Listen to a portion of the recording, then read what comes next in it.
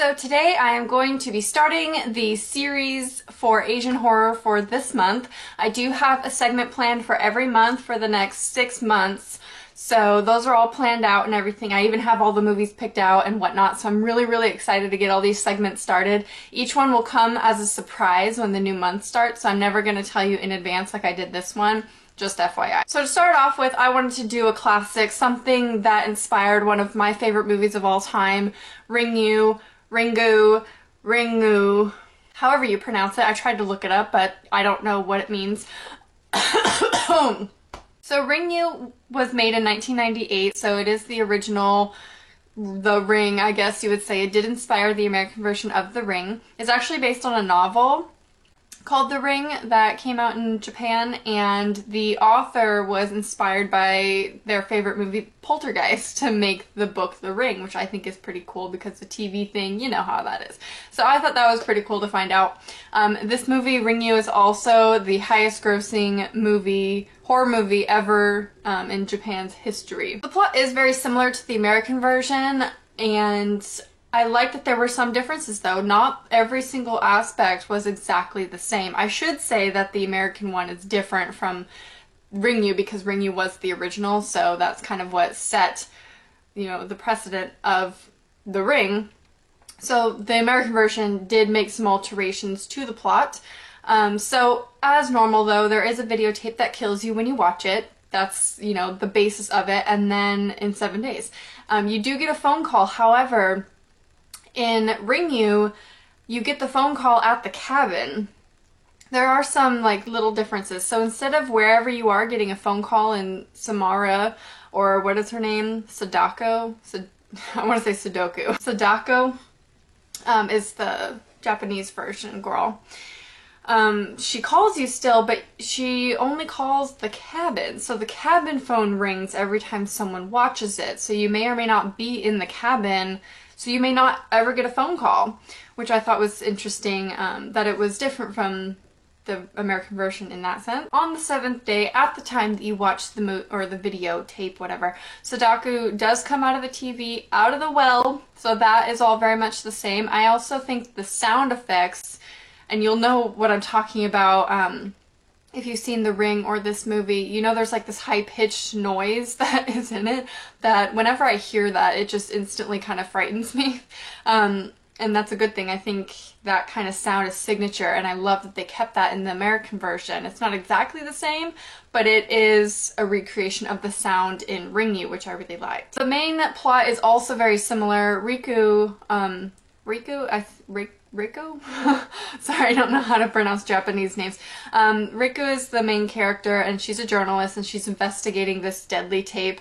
And so she does interview her niece's friends because her niece does unexpectedly die after watching said tape. That is kind of the same with the well, the TV, the investigation. She has a son who's very independent, just like in the American version. She has a husband who's kind of out of the picture, but then he comes into the picture.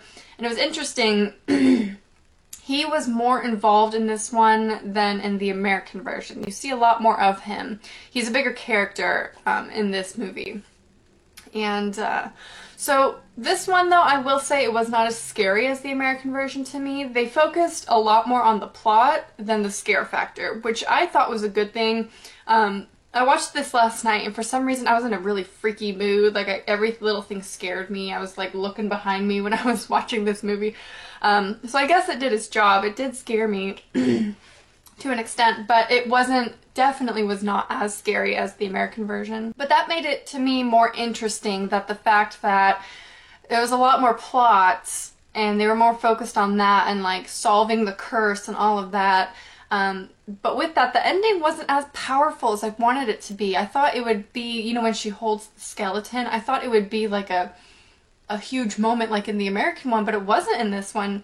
It wasn't a lot, it wasn't really dramatic like I thought it would be, because it was so plot-based. I thought they would make that story a little bit more powerful.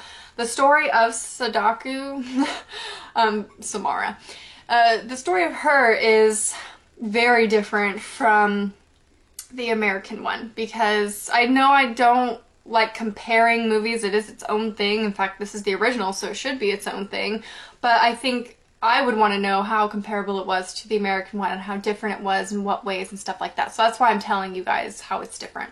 Well, with her story, her mother had ESP and she could read people's minds. And people thought that it was a fake, and so they were like rallying against her, and Sadako like killed them. But she wasn't like a ghost thing yet. So, and she still looked hella creepy. She still had the hair in her face and everything. When she was just alive and a normal girl. And then the story of her, how she died, is different. I mean, it's kind of similar. She gets thrown in the well, gets hit in the head and thrown in the well, but who kills her is different. And the fact that the well is underneath the hotel, and not the hotel, but the cabin, and not her house, was different. So the ring in this is meant to symbolize Sadako's cyclical cycle of her curse. It's not actually the visual of the ring of the well like in the American one. You know, it says before you die you see the ring. It's not like that in this one. It's just meant to symbolize the cyclical curse of Sadako. Totally butchering her name. Now onto the ratings. For acting, I gave it an 8. I don't think it was the best acted. The main character, Riku, probably could have been a little bit better. I don't know, I'm just kind of picky. So it was an 8. I mean, it was believable, but I didn't necessarily like all the acting. The plot was a 9. I thought it was really creative because it was so different from the American one, that it made it really interesting. It wasn't an exact, well, the American one is not an exact replica of Ringu, and I thought it would be, but it wasn't, so I liked that it was kind of a different plot. So it's kind of like two separate movies, even though that one's inspired by the other. But I would definitely watch this one if you have seen The Ring and you haven't seen this one, because it is different enough and it's really interesting. Characters, I gave a 9. They're really similar to the American one, so if you've seen that, you kind of have an idea of what kind of characters are there and what they're like, because the little boy is basically the exact same as the American one. Scare factor, I gave an 8. It wasn't nearly as scary as the American one, as I mentioned, and one of the reasons for that is actually there's a hair.